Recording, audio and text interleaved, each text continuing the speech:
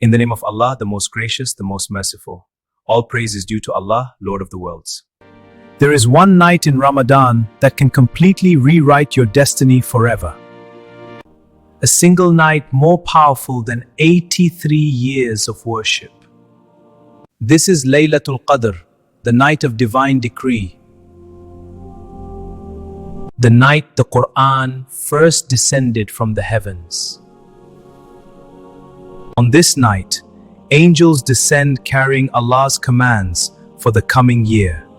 Your dua tonight can erase sins and unlock doors you thought were closed.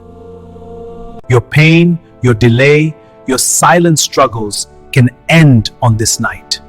Seek forgiveness deeply, because mercy flows freely before dawn. Do not sleep through the night that was written to change your life. Ask boldly, cry sincerely. This may be your appointed moment.